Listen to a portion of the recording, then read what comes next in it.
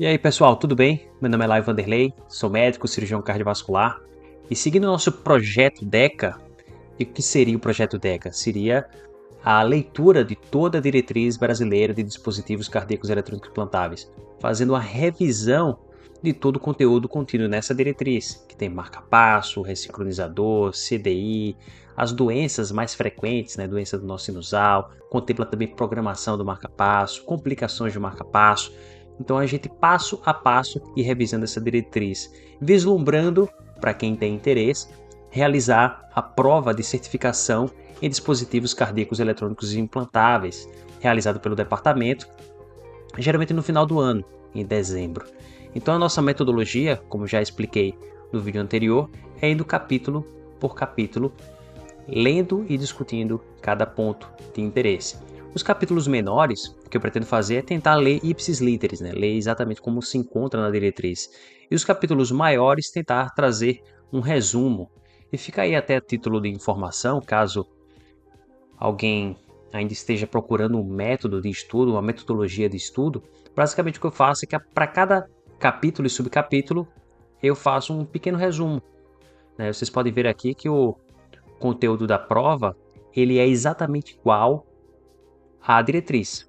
Então o que eu estou fazendo é pegando cada capítulo e fazendo uma pasta aqui, no caso eu uso o Google Drive, e fazendo um documento onde eu faço anotações de cada capítulo. Como eu disse, quando for um capítulo maior, mais extenso, eu vou seguir as minhas anotações da diretriz e outras anotações de outras diretrizes. Quando for um capítulo menor, eu vou tentar seguir a diretriz mesmo.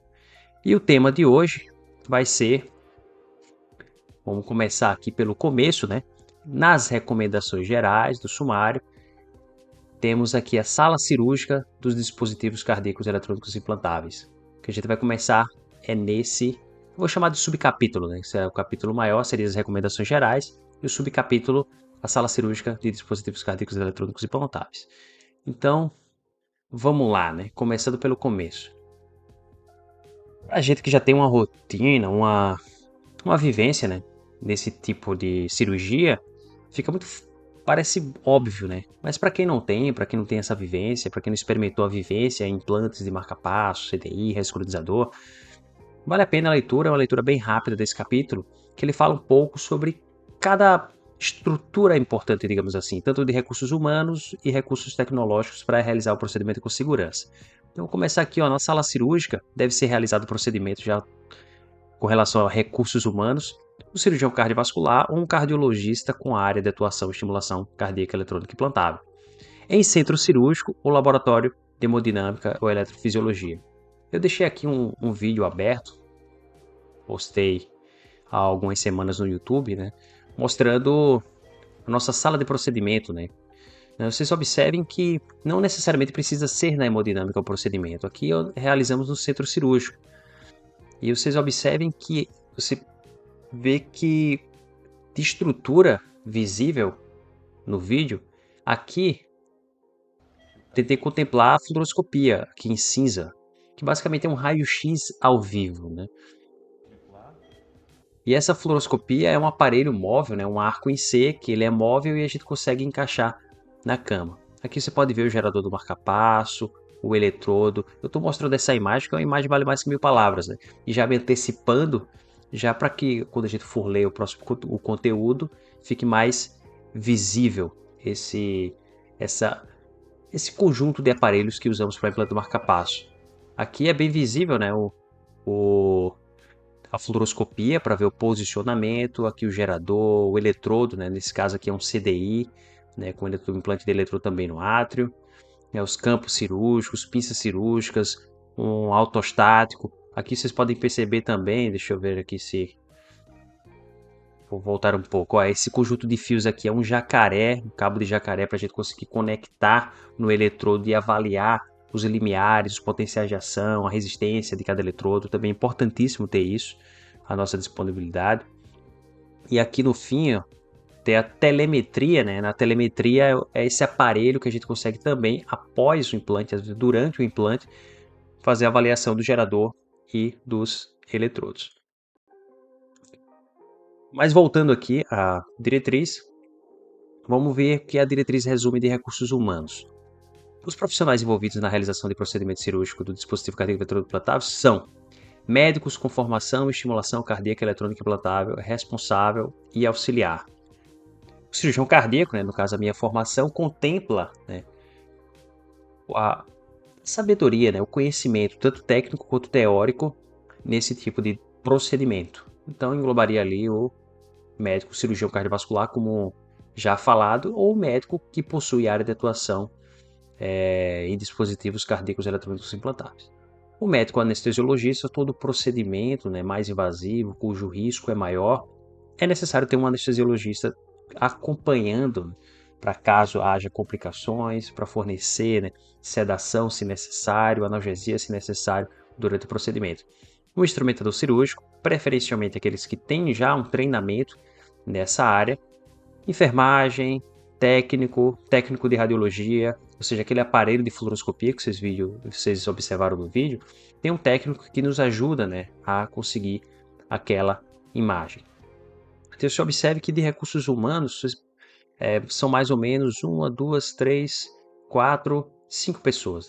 Esse técnico nesses dispositivos, geralmente as empresas, a Biotronic, a Medtronic, a Boston, tem um profissional que nos ajuda durante o procedimento, aquele aparelho, aquela que a gente chama de telemetria, ajuda a gente a saber sobre o funcionamento do dispositivo, se ele está bem alocado, está bem posicionado.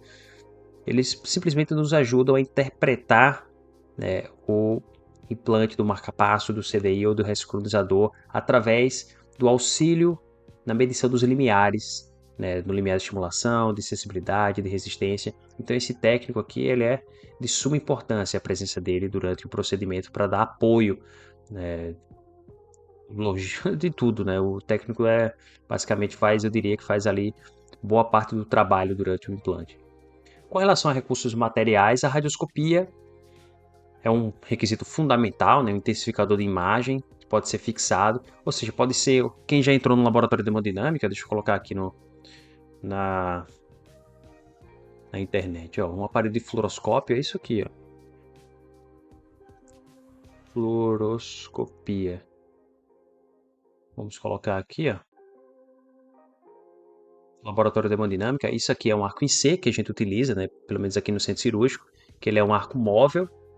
E aqui uma sala de hemodinâmica, até inclusive um pouco velhinha, tem algumas mais modernas. Olha aqui, seria esse aparelho, mas que seja um aparelho que consiga fornecer imagens para a realização do implante do marcapasso. Vou botar aqui, fluoroscopia, marcapasso, o que aparece? Então a gente consegue visualizar os eletrodos que são radioopacos através dessa tecnologia, através desses aparelhos, que é o intensificador de imagem, que pode ser fixo ou portátil. Eu mostrei para vocês o fixo e o portátil, que confira uma imagem de boa qualidade e, se possível, ele seja móvel o suficiente para a gente conseguir diferentes incidências, principalmente com o implante de ressincronizador, que é um pouco mais, eu vou chamar de difícil de ser implantado, porque exige ali a cateterização do seio coronário. Com relação à monitorização, vai depender muito do procedimento que vai ser realizado. Geralmente, quanto mais complexo é o procedimento, melhor deve ser a monitorização. Obviamente que o paciente deve ser monitorizado, mas aqui estamos falando de monitorizações até mesmo invasivas, monitorizações endocavitárias com eletrodos de decapolar. Ou seja, geralmente procedimentos como marca-passo não requer monitorização muito além do que a telemetria e o monitor lá que a gente vai observar o QRS do paciente, a oximetria, etc, etc. Quando você já vai entrando, implantes em feixe de His, ressincronizador, já esse tipo de estimulação é fundamental eletrogramas intracavitários. Então, ele coloca aqui, Opa, passei aqui. Aqui, eletrogramas intracavitários, polígrafo. Então, obviamente que o paciente deve estar completamente monitorizado, porém, alguns procedimentos mais complexos, implante de eletrodo no feixe de His, Hissiano e ressincronizações, requer outros tipos de monitorização. Já com relação ao material cirúrgico, vocês também viram ali no vídeo, uma caixa de instrumental apropriada, o ortostático, né? O nome apropriado, eu não sei se a pronúncia está correta, é o Weightliner, alguma coisa desse tipo. Vou apresentá-lo aqui, ó. É esse aparelho aqui, ó. Estou circulando aqui com o mouse. Esse aparelho aqui, ele mantém o tecido afastado enquanto realizamos o procedimento, a confecção da bolsa do gerador do marca-passo. Esse aqui é um dos mais importantes para conferir uma maior, um maior conforto para o cirurgião e uma maior segurança para o paciente. Eu diria que entre os materiais cirúrgicos, todos são importantes, mas entre os materiais cirúrgicos que de fato fazem uma diferença enorme, a gente costuma chamar aqui, né, de autoestático, né, ou o Weightliner. O que mais aqui? O eletrocautério, muito importante também, principalmente aqueles pacientes que fazem o uso de algum antiplaquetário ou anticoagulante. Um cardiodesfibrilador externo, né, caso o paciente evolua com algum tipo de arritmia. Um marca-passo externo temporário, né, também é fundamental, principalmente aqueles casos que complicaram. Uma infecção de loja, você precisa extrair todo o marca-passo ou CDI, independente do dispositivo que seja, e o paciente precisa tratar a infecção, porém, temporariamente, se ele precisar, ficar com o marca-passo externo, temporário, até que sane a infecção e seja implantado outro definitivo. Uma estrutura de suporte avançado de vida, materiais e medicamentos de anestesia, estabilidade cardiovascular, anestésico, antiarrítmicos, fármacos antibióticos, um gerador de pulso, cabos e eletrodos, introdutores, bainha para cateterização do seu coronário e sistema de condução. Esses materiais mais específicos vai depender muito do procedimento, né? Se é um marca-passo, se é um resync, se é um CDI. A depender do procedimento, esses introdutores, bainhas, eletrodos, geradores, eles variam, mas nada muito complexo, digamos assim. Um programador e analisador específico de dispositivos cardíacos eletroimplantados em uso ou a ser implantado. Esse programador, analisador, é aquele que faz a telemetria, ele que faz a leitura do gerador e do eletrodo, ele que faz a leitura se o eletrodo está bem posicionado, se o gerador está agindo da maneira que deve agir. Então, o programador é indispensável, né, para o implante da maioria dos dispositivos, se não todos. Uma ultrassonografia para acesso venoso pode ser útil para a redução de complicações relacionadas à punção venosa profunda. Particularmente, né, o meu processo eu tento fazer a dissecção da veia cefálica, inclusive tem um vídeo mostrando, né, que eu vou passar aqui. Na impossibilidade da veia cefálica, acho que o próximo passo seria punção por ultrassom. Se o punção por ultrassom não for, digamos assim, possível, aí lascou, né? Se você não conseguir funcionar com ultrassom, funcionar às cegas vai ser muito mais difícil. Mas a ultrassonografia, hoje em dia, é fundamental, né, para realizar punções sem grandes complicações. O próximo material aqui, ó, um ecocardiograma transesofágico pode ser útil. A extração percutânea de cabos eletrodos para o diagnóstico precoce de tamponamento cardíaco. A extração, principalmente para pacientes que possuem um dispositivo há mais de um mês, 2 meses, 3 meses, quanto maior o tempo que o paciente possui o dispositivo, maior o processo de cicatrização e fibrose do aparelho, do eletrodo, dentro do miocárdio e também na parede dos vasos, né? No caso, cava superior, né, o tronco bracocefálico, o axilar e por aí vai. Então, extrair de maneira, digamos assim, puxar os eletrodos para fazer uma extração, por exemplo, o paciente que tem uma infecção desses eletrodos, é muito perigoso. O ideal é utilizar um extrator, mas mesmo com o extrator, é interessante, né, para fornecer segurança e um diagnóstico precoce de tamponamento, o ecocardiograma transesofágico. Ele basicamente vai tentar identificar de maneira precoce um sangramento, né, por conta da extração do eletrodo que estava ali na ponta do coração. Então acho que foi isso, pessoal. Subcapítulo 1 aqui, sala cirúrgica de dispositivos cardíacos eletrônicos implantáveis. Já consegui me matar, você vê que não tem nada muito mirabolante. Em termos de materiais, aqueles que eu citei, aqueles que vocês observaram, são facilmente encontrados aí na internet. Adendos. Vamos ali para o meu resumo. Essa tabela aqui, eu acho ela bem didática, pois ela... Deixa eu aumentar aqui. Ela basicamente resume tudo aquilo que a gente falou, né, boa parte do conteúdo que a gente citou, e coloca algumas coisas interessantes, né? A sala cirúrgica com escopia, mas também a mesa da cirurgia, ela tem que ser radiotransparente. Parece uma coisa boba, Mas já aconteceu, né, de colocar o paciente em sala, quando vai começar o procedimento, a mesa ela não é radiotransparente, ela tem uma placa de metal. Então como é que você vai conseguir ver os eletrodos? Como é que você vai conseguir implantar se a mesa ela não é radiotransparente? Então, a mesa para implante de marca-passo, CDI, dispositivos cardíacos eletroimplantáveis, tem que ser radiotransparente. A monitorização, como foi citado, cardioscópio, oximetria de pulso, desfibrilador externo, o medidor eletrofisiológico era 20 é uma coisa bem antiga. Hoje em dia a gente usa mais o, o aparelho de telemetria, né, o programador.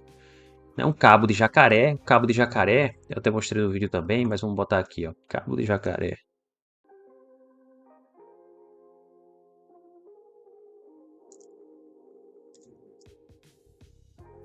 Seria isso aqui. Esse cabo de jacaré, a gente conecta nos eletrodos para avaliar, né, as medidas eletrofisiológicas, né, como resistência, liminar de estimulação, sensibilidade. Então, também é uma coisa relativamente simples que é indispensável para o implante desses dispositivos. Uma bandeja para marca-passo, com aqueles materiais, tesoura, pinça, o autostático, fios para fechar a pele, né? O que é isso aqui, rapaz? Deve ser material, né? O campo, capote, bisturi elétrico e os dispositivos com os acessórios necessários para realizar o procedimento em questão. Se é um CDI, se é um G-Sync, por aí vai. Então, matamos aqui já esse pequeno capítulo e nos próximos vídeos a gente vai seguindo o roteiro aqui, seguindo todo o conteúdo da diretriz capítulo por capítulo. Beleza, pessoal? Então, um forte abraço e até o próximo vídeo.